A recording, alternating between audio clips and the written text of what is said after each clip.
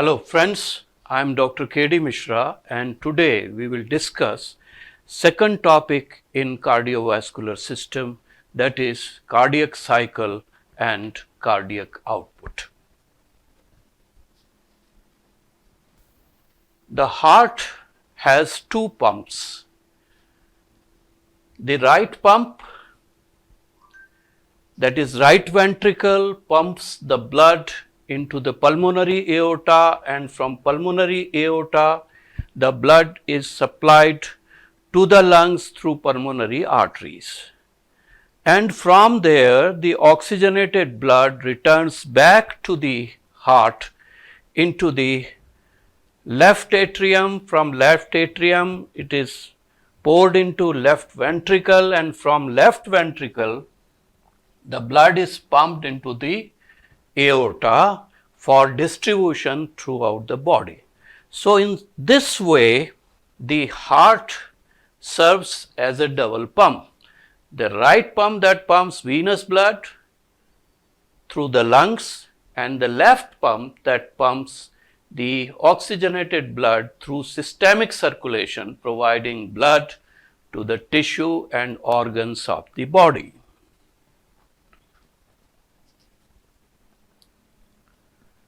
Now cardiac cycle. Cardiac cycle is the sequence of events that occur from the beginning of one heartbeat to the beginning of next heartbeat.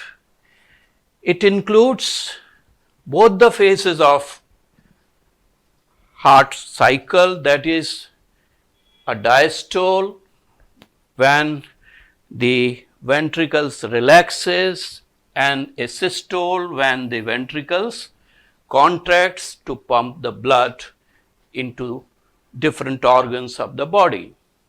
During diastole, heart is filled with the blood. It is followed by systole when ventricles contract to pump the blood.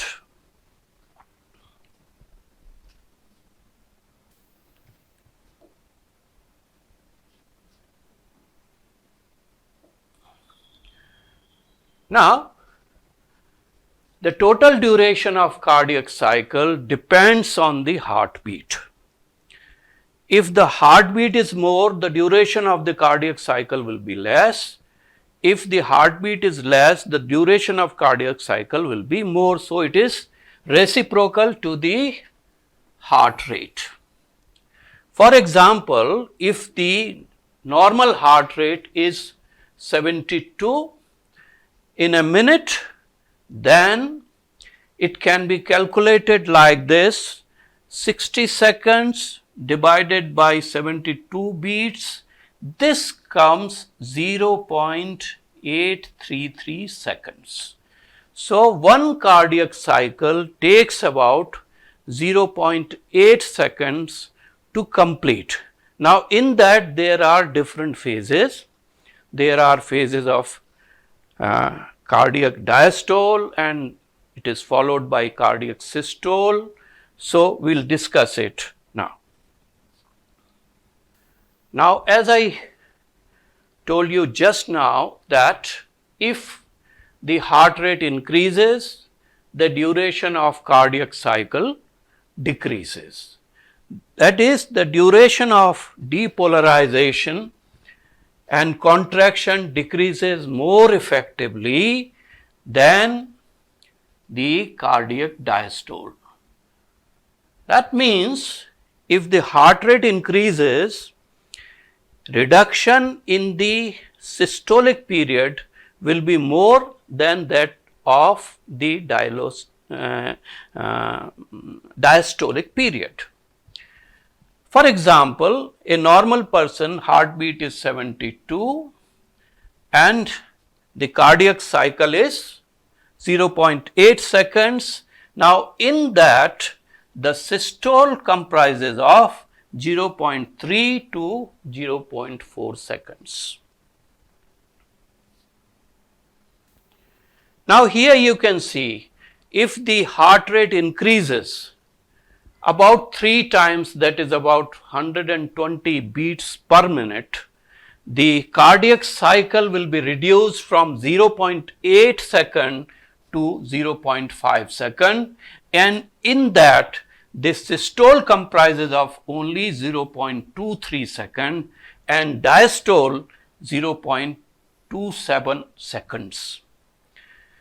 This means that when heart beats faster, it does not relax long enough to allow complete filling of chambers before the next systole. So what happens when the heart rate increases, the duration of cardiac cycle decreases. More effectively, the duration of cardiac systole, the duration of ventricular systole is reduced, and the next contraction in the ventricle occurs faster. So, this does not allow complete filling of the ventricles. Now, phases of cardiac cycle. As you know, there are two auricles and two ventricles. So, the first phase is the systole in the atria, that is atricular systole, which is followed by atricular diastole, and ventricular systole, which is followed by ventricular diastole. The atrial diastole is merged into ventricular systole. You know, as soon as the ventricle contracts and then it relaxes, the AV valve opens and blood is poured into the ventricles. So, the duration of atrial diastole cannot be measured because of the fact that at that time the ventricle also relaxes. Therefore, when we consider the complete cycle, it is studied in three phases. One is the phase of atrial systole, this is number 1. Number 2 is the ventricular systole followed by atrial systole, and then the ventricular diastole, this is the third phase. Now, we can call it complete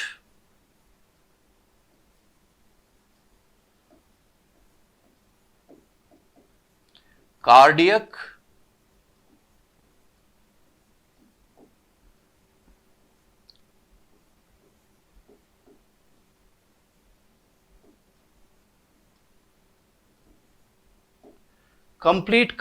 diastole, because during that period both auricles and ventricles relaxes, they remain in diastole.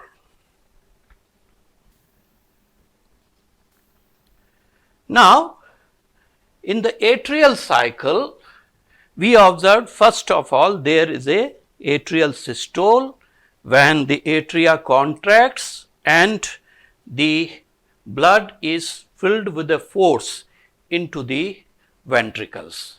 This is a very short duration in the cardiac cycle, which is only 0.1 second. And immediately after that, the atria are relaxed, they enter into diastolic phase. So, in the total cardiac cycle, the atrial cycle is of 0.1 second systole and 0.7 second diastole. Similarly, in the ventricular cycle, the ventricular systole, it starts at the end of atrial systole and its total duration is 0.3 second.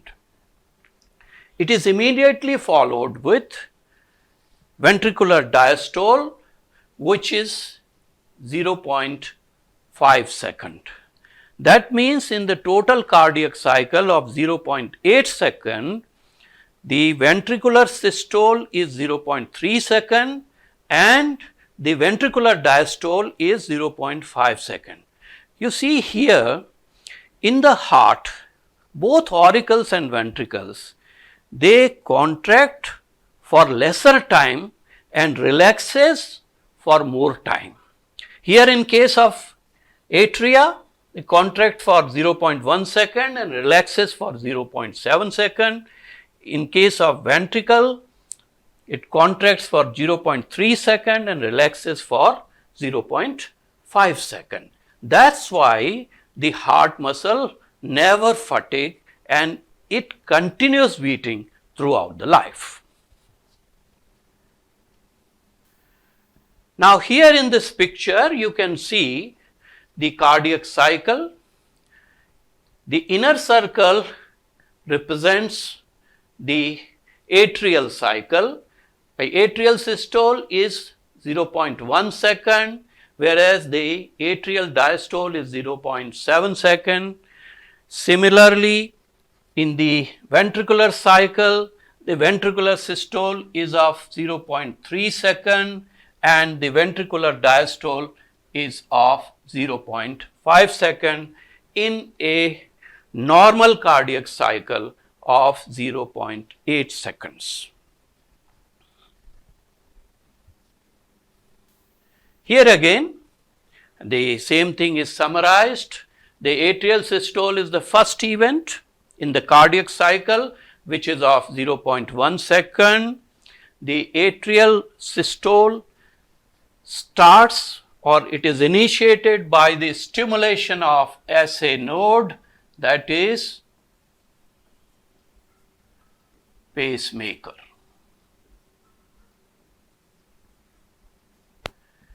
As we have seen earlier that the cardiac muscles are autorhythmic. The heart has its own conducting system and it generates its own impulses.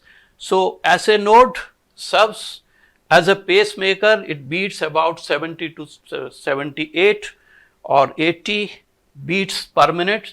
So, with that the atrial systole starts. It is followed by atrial diastole, which is of 0.7 seconds.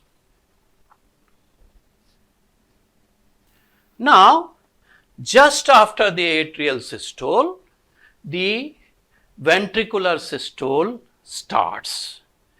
It is of 0.3 seconds and it is also followed by ventricular diastole, which is of a duration of 0.5 second in a total cardiac cycle of 0.8 second. At the onset of ventricular systole, the AV valve closes, producing the first heart sound, love. You know, when there are atrioventricular valves at the opening of atria into ventricles, so when the ventricle contracts, they are contracted, the pressure inside the ventricle increases, that crosses the AV valve between atria and ventricle, and due to this pressure, a turbulence is created at the valves and that creates a sound, that is first heart sound, called love. Now here a term is used, that is isometric contraction period. You know, when the ventricle contract, the AV valve closes and the semilunar valve still remains closed.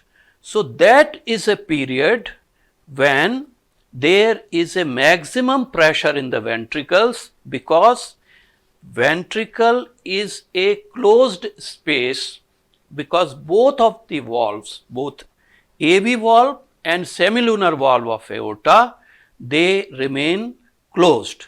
So pressure in the ventricle increases.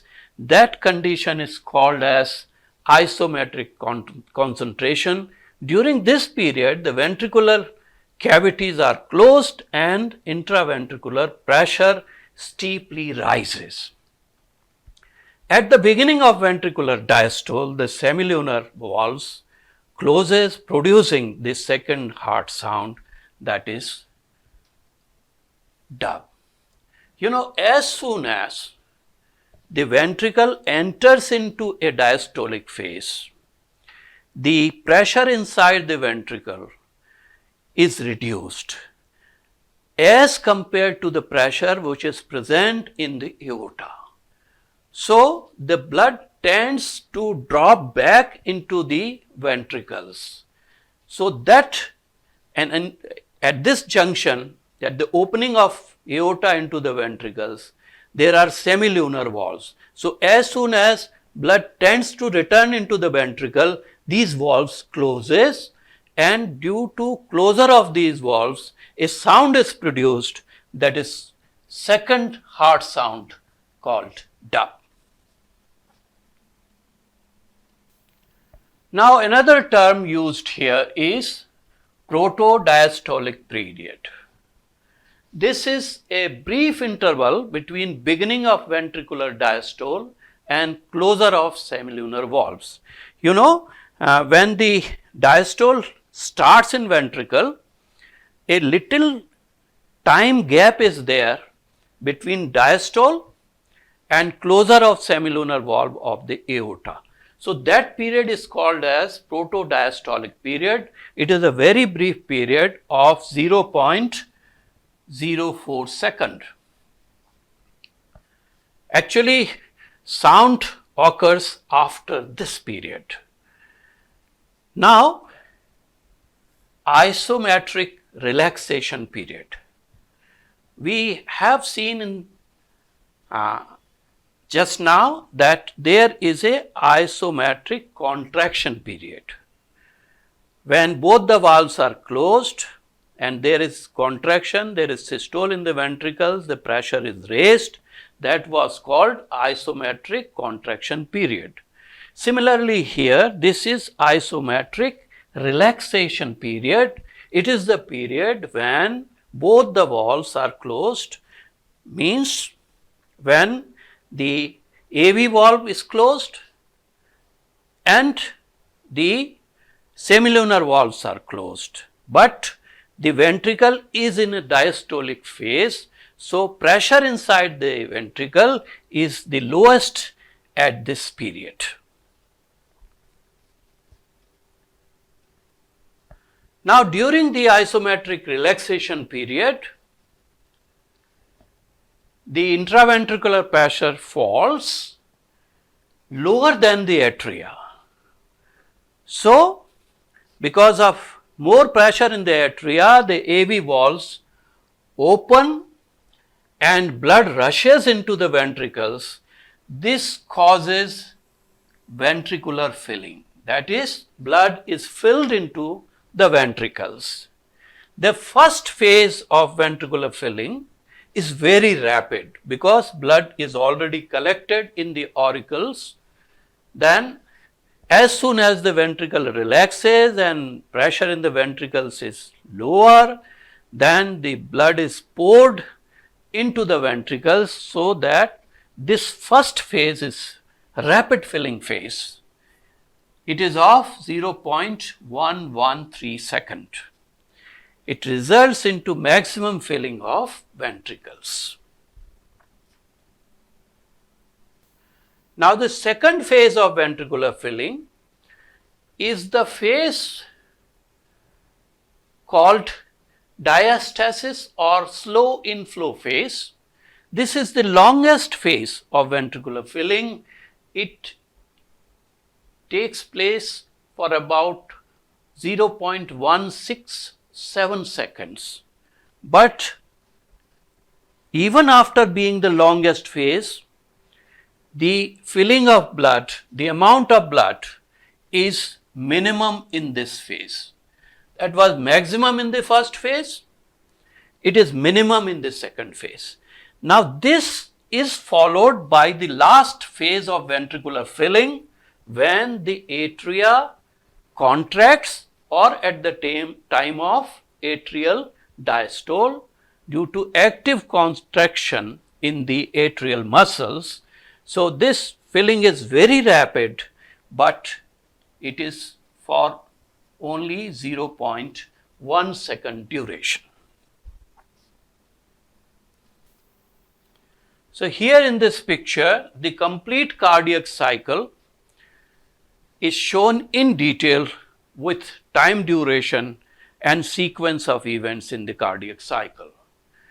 Let us start this from a point where total ventricular filling has taken place.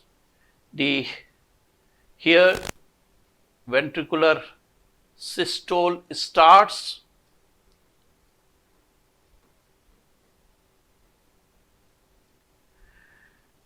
causing the closure of AV valves, and at this point the semilunar valves are not open still. So, this is a period of isometric contraction when the pressure in the ventricles is maximum. It is of 0.05 seconds only.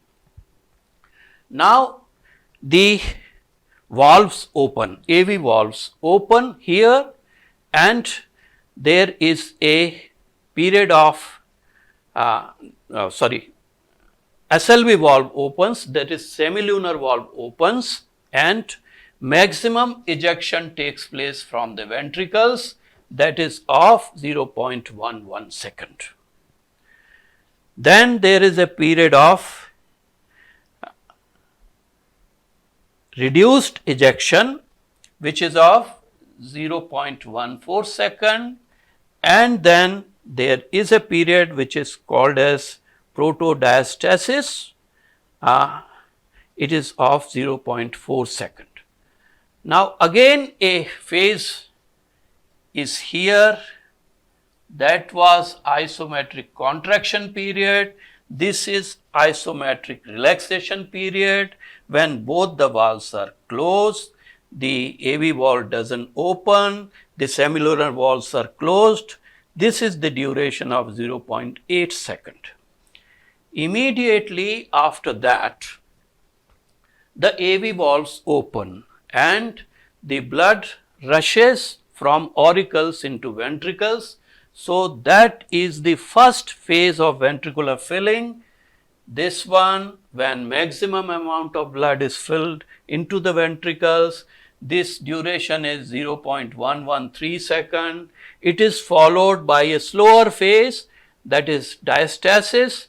It is of 0.16 second, and then it is the last rapid phase when atrial systole occurs and maximum filling of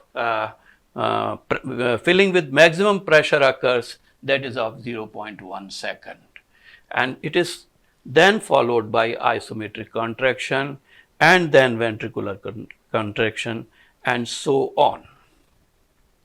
Now, one more thing here, in this picture the points are mentioned where heart sounds are observed. You know, the first heart sound is observed, this one is second, this one is first. First heart sound is observed here when the AV valve closes at the time of ventricular contraction. Then the second heart sound is observed here due to the closure of AV valves. Then there is a third heart sound here at this point when the AV valve opens, and there is a fourth heart sound here just before the auricular contraction. Now, here in this table, all the cardiac events are summarized. First of all, the atrial cycle, The atrial systole is of 0.1 second. First phase is 0.05 second. The second phase is 0.05 second. So the total atrial systole is 0.1 second. For rest of the period, that is 0.07 second. There is a diastole in atria. So in total cardiac cycle of 0.8 second, the atrial cycle constitutes of a systole of 0.1 second and a diastole of 0.7 seconds. Similarly here, the ventricular cycle. In ventricular cycle, there is a isometric contraction period as just mentioned, when both the valves are closed and the pressure in the ventricles is maximum. That period is 0.05 second. Then when ventricle contract, a period of maximum ejection is 0.11 second. Then reduced ejection period is 0.14 second, and total ejection period comes to about 0.25 second. Then comes the ventricular diastole. Since the systole is of 0.3 second approximately, the diastolic period is 0.5 second. This is further divided into protodiastolic period of 0.05 second, then isometric relaxation period when both the valves are closed and the pressure inside the ventricles are at the lowest level. This is 0.08 second. Then the first rapid flow is 0.113 second. Then diastole period, which is slow inflow phase, is 0.167 second, and last one is the rapid inflow phase due to contraction in the atria, that is atrial systole, is 0.1 second. So that is how total ventricular filling time is 0.38 second in the total cardiac cycle of 0.8 seconds. Now here in this picture, the size of different chambers of the heart in relation to cardiac cycle are depicted. So first of all, we'll see in isometric concentration and isometric relaxation. In both these phases, the size of the auricles and ventricles is maintained to a normal shape. Whereas in case of ventricular contraction, the size of the ventricles is reduced as the AV valves are closed, aortic valves are open, and blood is pumped into the aorta. So the size of the ventricle is reduced. Now again, when ventricles relaxes, here you can see when ventricle relax, the blood is poured into the ventricles, so size of the ventricle is increases. Now in this phase, that is in the last phase of ventricular filling, when atrial systole occurs, the size of the atria is reduced, the size of the ventricle is enlarged. Now coming on to the heart sounds. So whenever a doctor examines a patient, he uses a stethoscope to hear the heart sounds.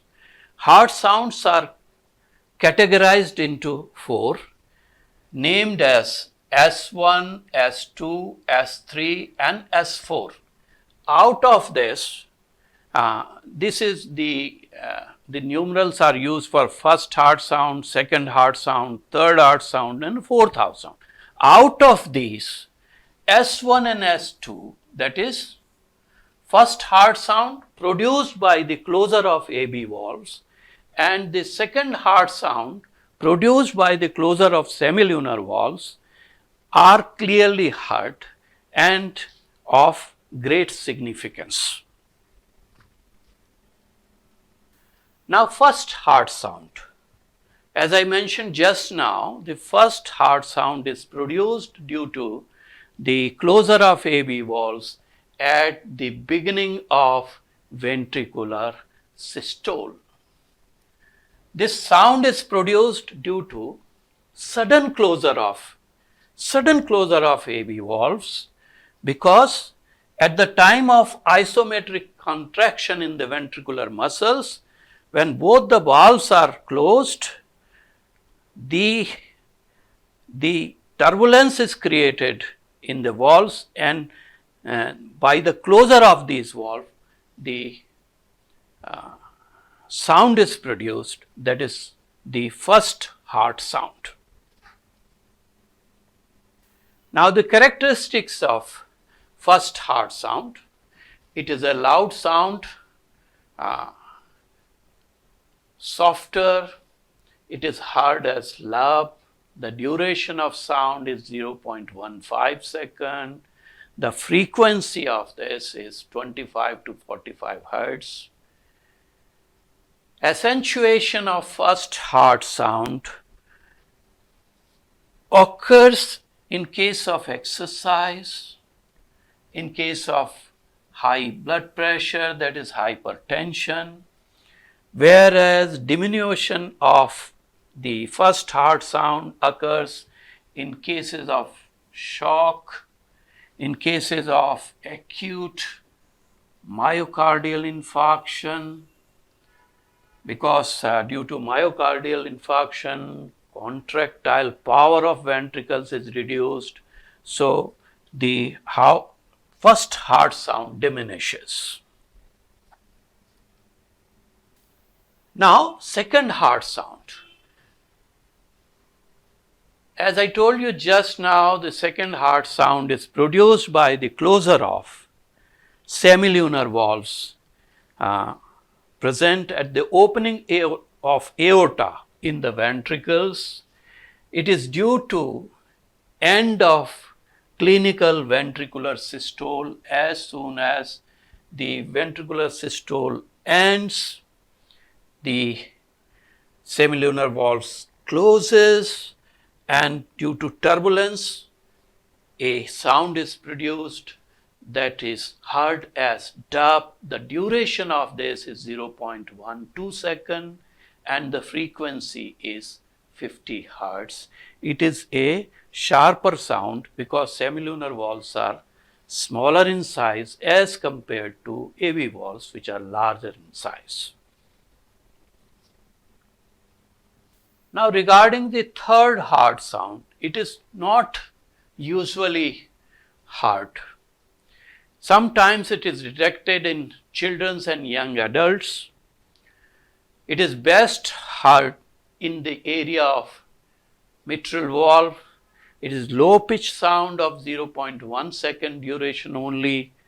It is heard in certain diseases in which mitral diastolic flow is increased. So, when the diastolic flow is increased, then a sound is heard. It is an important sign of heart failure. So, it is a diagnostic feature which indicates symptoms of heart failure. Now, fourth heart sound, that is S4, is produced during atrial contraction. It is actually never heard in normal individuals. When it is heard, it is considered abnormal. It is produced due to vibration in the ventricles due to inflow of blood during atrial systole. When during atrial systole blood is flushed into the ventricles, this sound is produced, and this sound is heard before the first heart sound, that is late in the diastole. Now, another type of abnormal sound is murmurs. Murmurs occur due to turbulence in blood near valves. Murmurs differ from heart sound as this is of longer duration and of high pitch.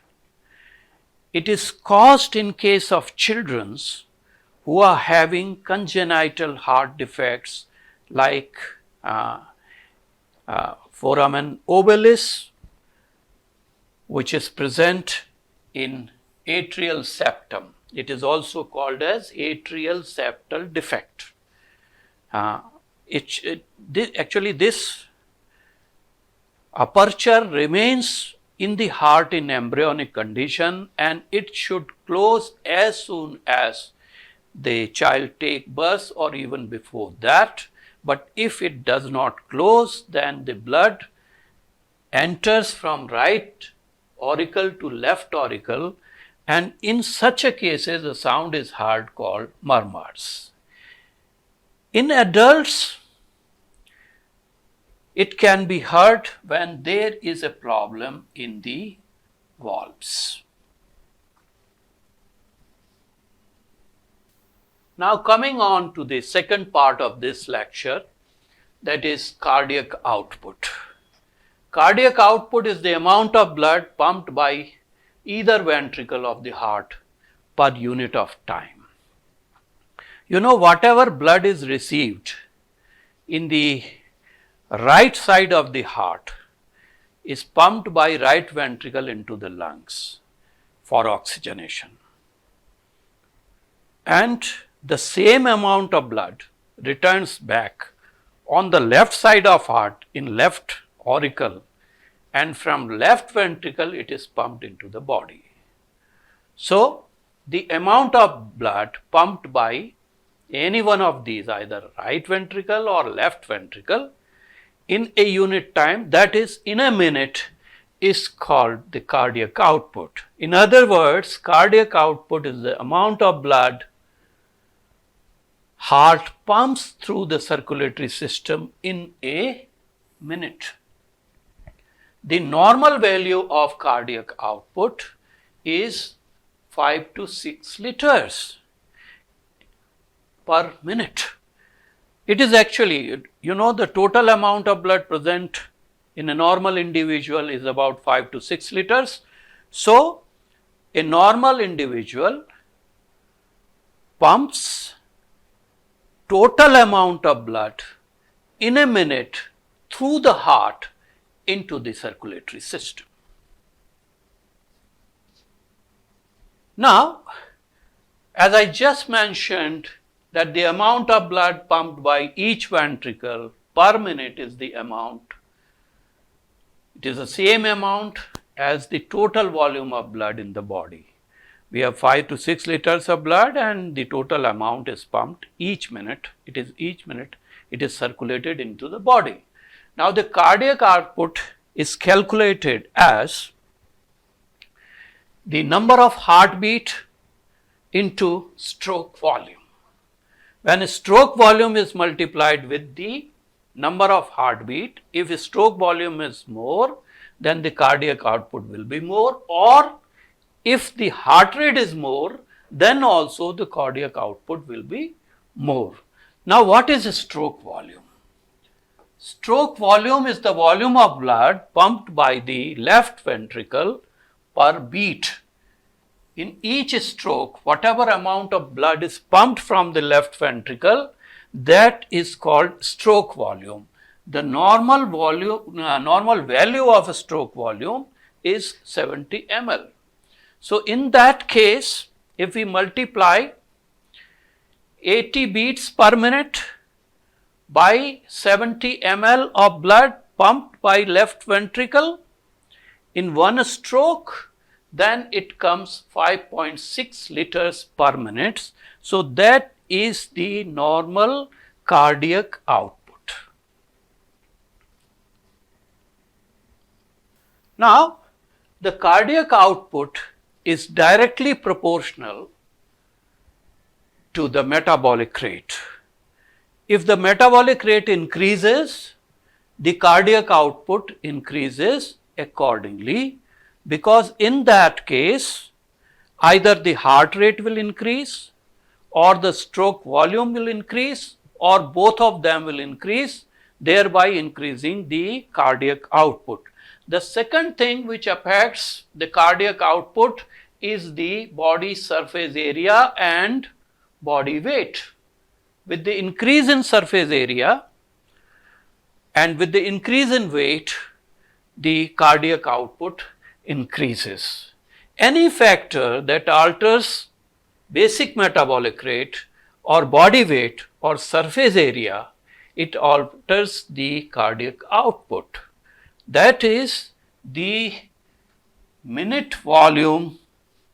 Cardiac output is also called as minute volume because it is defined as the amount of blood pumped by the left ventricle in 1 minute. So, this is also called as minute volume. Now, a term is used called cardiac index. What does it mean? Cardiac index, cardiac output per minute per square meter of body surface.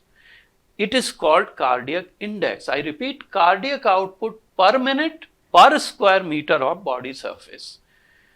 The average value of cardiac index is 3.3 liters. If surface area of an adult is about 1.7 square meter, the cardiac index is 5.6, that is cardiac output, upon 1.7, that is 3.3 liters per minute per square meter. So, that is called as the cardiac index. Now, here are some terms. First one is stroke volume. We have just discussed it. It's the volume of blood pumped by the left ventricle per beat. Its normal physiological value ranges from 70 to 80 ml. This is important. Then there is another term, that is end systolic volume. It is the volume of blood in ventricle at the end of ventricular systole. The normal average value is 50 ml. That means after the completion of ventricular systole, some blood remains in the ventricle, that is 50 ml. Then end diastolic volume is the volume of blood at the end of filling in diastole. So, normal average value is 120 to 130 ml. Then there is another term, the ejection fraction. It is the percentage of end diastolic ventricular volume, means at the end of ventricular diastole, whatever amount is present, it is ejected with each systole. The value of ejection fraction in a healthy person is known as the ejection fraction, and it is about 60 to 65%. Now, distribution of cardiac output. To maintain cardiac output, the venous return to the heart should be maintained. In other words, whatever blood is pumped into the body, suppose 5 liters of blood is pumped into the body by ventricles per minute, the same supplies to the tissue and same amount, that is 5 liters, should return back to the heart per minute. So, this is essential for normal functioning of the heart. Now, here you can see the amount of blood that is distributed in main organs of the body. The maximum blood is supplied to the liver, that is about 1500 ml per minute out of the total volume of 5 to 6 liter pumped in a minute. Then kidney, it is 1300 ml per minute. Next comes the brain, in which 700 to 800 ml per minute is supplied. Next comes the muscles, in which 600 to 900 ml per minute is supplied. And then the coronary circulation, that is supply of blood to the heart, that is also 200 ml per minute. So the total distribution to these organs does not exceed the amount of 4500 ml from 5 to 6 liters. Remaining blood is distributed in other organs, skin, gastrointestinal tract, bones, and other parts of the body. Now, cardiac reserve, this indicates the reserve capacity of heart to work in adverse conditions. During emergency or during exercise, when some person is doing extraneous exercise, the heart has to pump more blood to the muscles to provide energy and oxygen. This may be up to 30 to 40 liters per minute. You can just imagine, 30 means the normal rate is 5 liters per minute. It becomes 6 times or even sometime more than that. To compensate the metabolic rate during exercise or during other emergencies, according to Starling's law, it is nothing but physiological capacity of heart. That is, the physiological capacity of heart is so much that during emergencies or during exercise, when large amount of blood is needed in different tissues, the heart increases its heart rate, as well as the stroke volume is also increased. So, by increasing both heart rate and stroke volume, the total cardiac output may increase to 6 to 7 times more, that is up to 30 to 40 liters per minute. Now, control of cardiac output. There are 3 factors which are mainly responsible for cardiac output. One is the preload,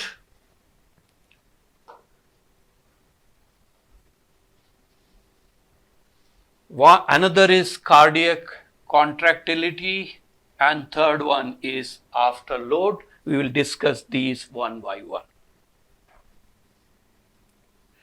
Now, preload means the amount of blood that returns to the heart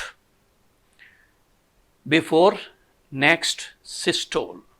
So, any factor that increases or decreases the venous return will alter the cardiac output, because whatever venous return is available to the heart, that amount is only pumped into the system. So, that is the main factor, the amount of blood returned from the venous system.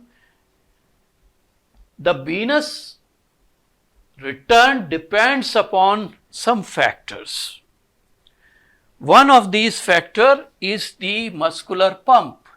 You know, the skeletal muscles of the body, they functions as pump for pushing the blood in the veins towards the heart. As you know, the heart pumps blood into the arteries. So, the heart supplies blood into the arteries with a pressure.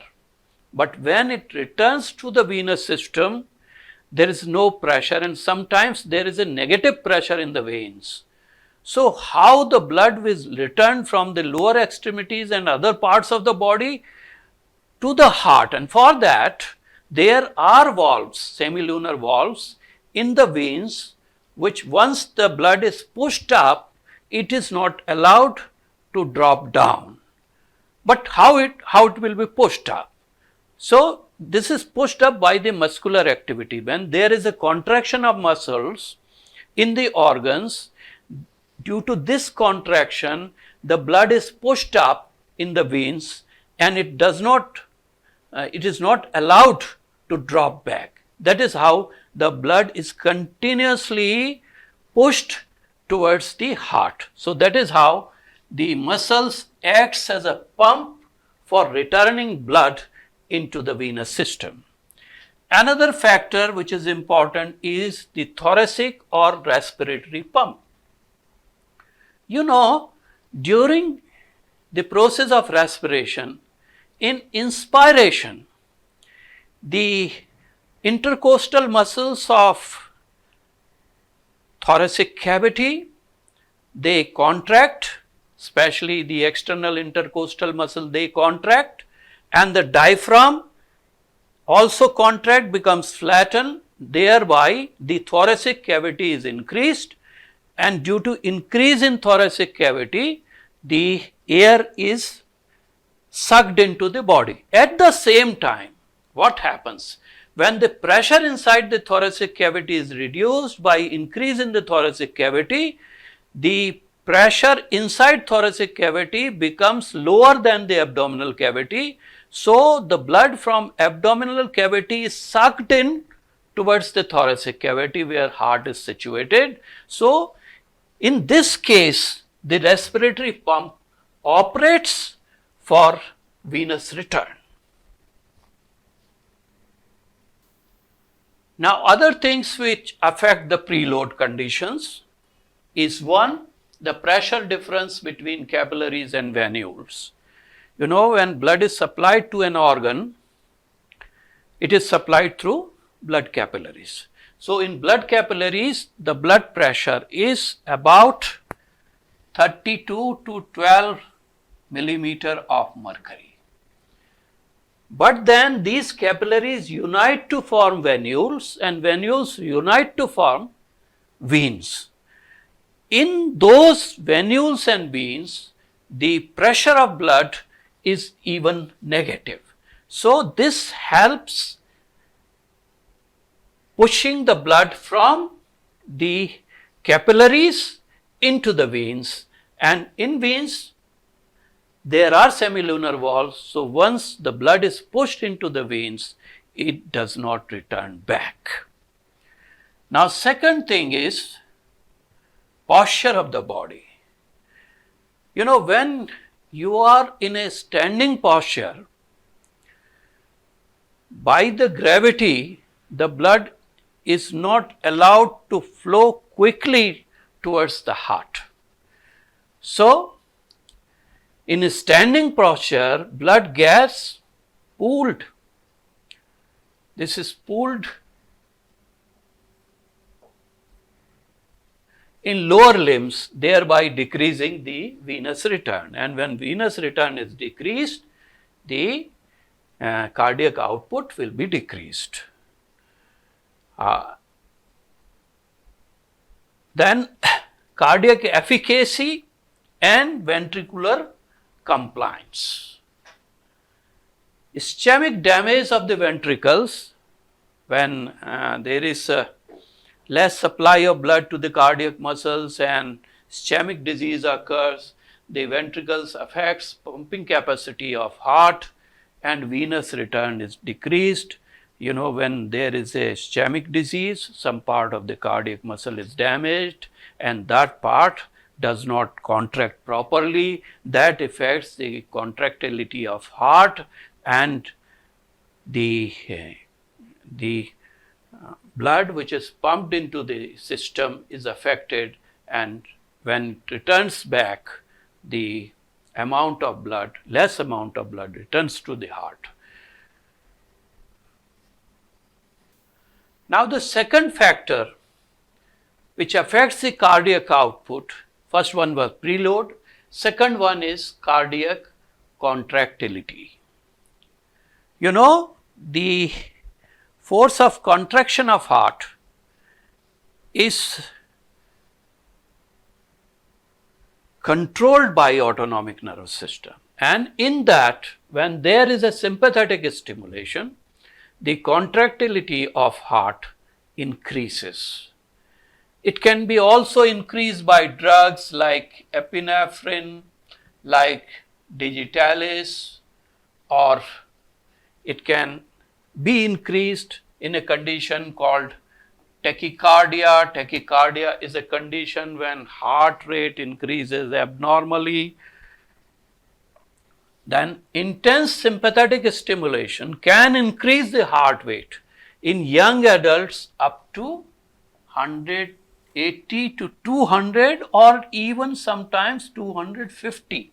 See the magnitude of increase in heartbeat due to sympathetic stimulation in young adults when they are in exercise or when they are in trouble, then heart rate is increased by the sympathetic nervous system and it can go up to 250 beats. It also increases force of contraction. That means it is the force by which the blood is pumped into the aorta. So, force of contraction as well as the heartbeat is increased by sympathetic stimulation. Now, here you can see this sympathetic stimulation can increase the cardiac output up to 2 to 3 folds. Conversely, if there is an inhibition of sympathetic stimulation, then it can decrease the heartbeat about 30% below normal. The other factor which affects the contractility is the nutrition and oxygen supply. You know, heart beats continuously.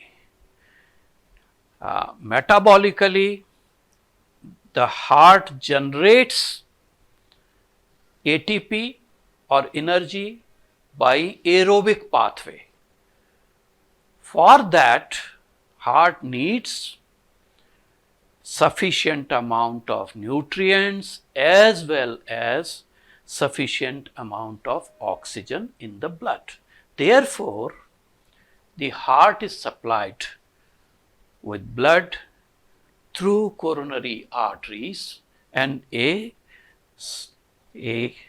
sufficient amount of blood is supplied to the heart, as we have seen already in the earlier part of this lecture.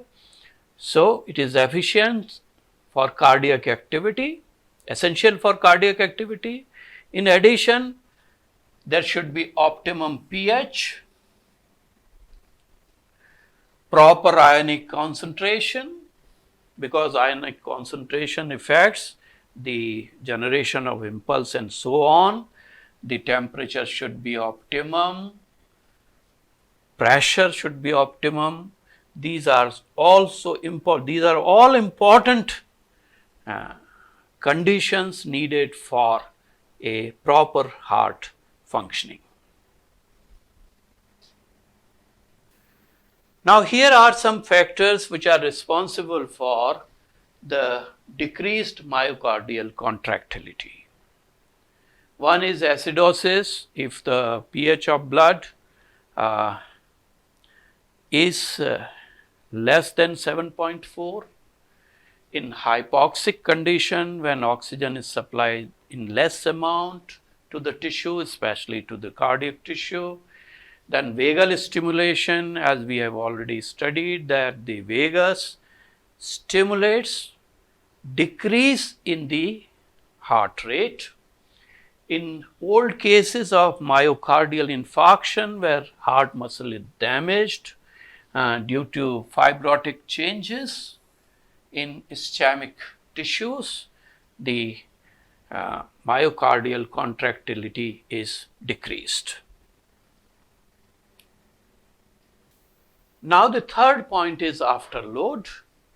The concept of preload and afterload is that in many abnormal functions, states of the heart, the pressure during filling of the ventricle or systole, it is called preload, and the atrial pressure against which the ventricle contract is called afterload, or both of these, if altered, then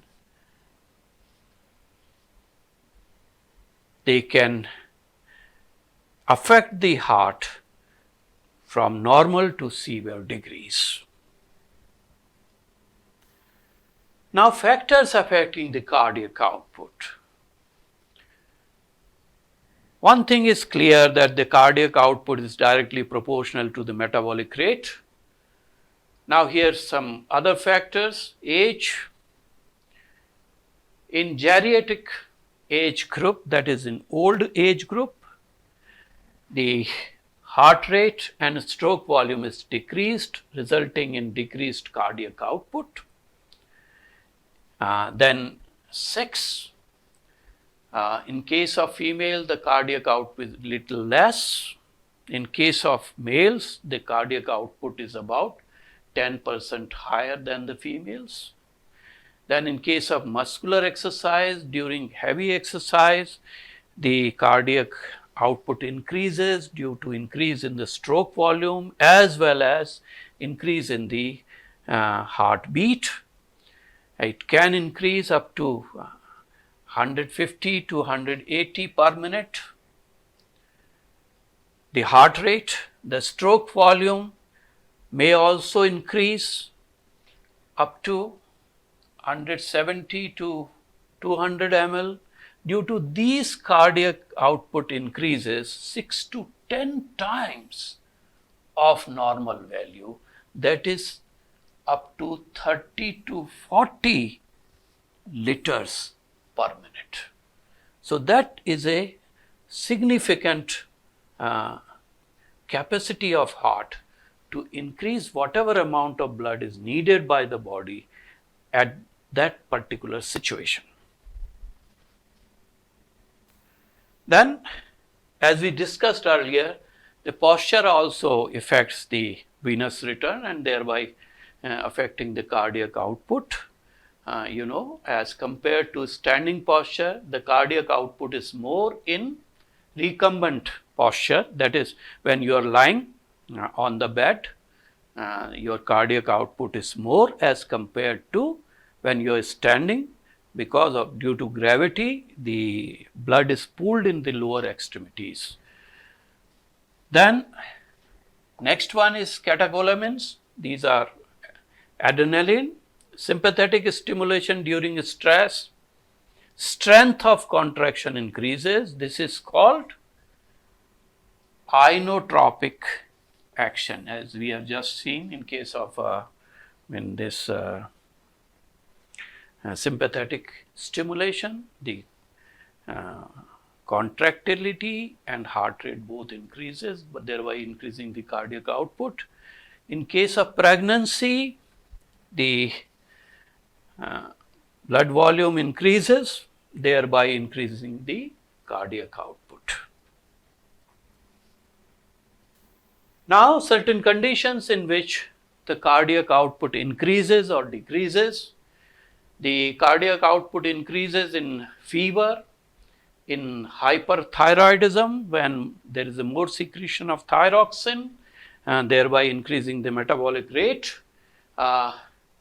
In cases of excitement, so in all these cases, the cardiac output may increase from 10 to 25% with the administration of adrenaline or ingestion and digestion process. During digestion, the cardiac output increases by 10 to 20%. In cases of anoxia, when there is a deficiency of oxygen, or in case of excess of carbon dioxide, or in case of administration of intravenous fluid. In cases of pregnancy, the cardiac output increases by 45 to 85%. Conversely, the cardiac output decreases in certain conditions, that is hypothyroidism, when there is a less secretion of thyroxine, if there is some hemorrhage, bleeding, loss of blood, in case of shock, In case of heart failure, the heart doesn't work properly and cardiac output decreases. During sleep conditions, it is slightly reduced. That's all for today, friends. Thanks.